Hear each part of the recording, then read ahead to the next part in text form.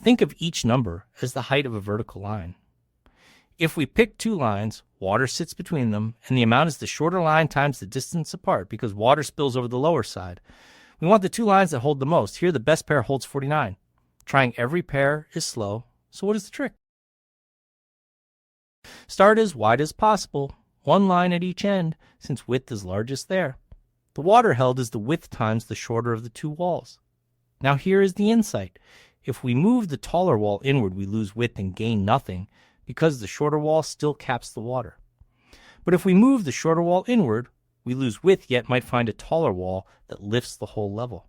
So we always step the shorter wall inward and keep the best area we ever see. We put one pointer at each end and a best area of 0. While they have not crossed, the width is their distance apart, and the area is that width times the shorter wall. We update the best area, then move the shorter of the two walls inward, since only that move can possibly find something better.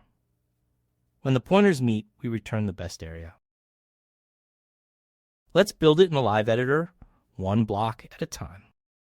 We start one pointer at each end, the widest possible container, and a best area of 0.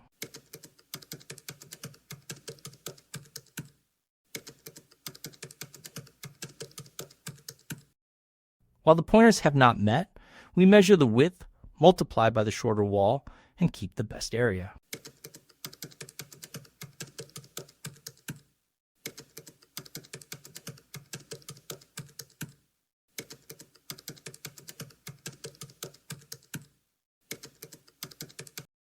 Then we move whichever wall is shorter inward, since only that can improve things, and return the best at the end.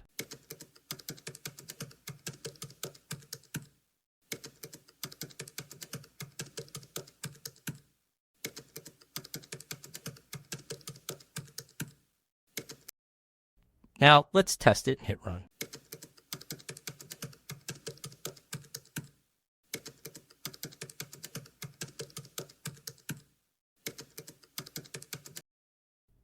There it is. The tall lines of height 8 and 7, far apart, trap 49 units. Two short lines give 1, and the last list gives 16. Moving the shorter wall is what makes one pass enough. The shape is this. Put a pointer at each end. While they have not crossed, compute the area as width times the shorter wall, update the best, then move the shorter wall inward and loop. When the pointers meet, return the best area. Each pointer only steps inward, so together they cross the line just once, giving order end time. We keep only 2 indices and a best value, so the space is order 1. Checking every pair of lines would have been order n squared, and the move the shorter wall idea is what lets us skip all of that. 3 reminders. The water is limited by the shorter wall, so the area uses the minimum of the two heights. Always move the shorter wall inward, because moving the taller one only loses width for no gain. And width is the distance between the two indices, not any height value.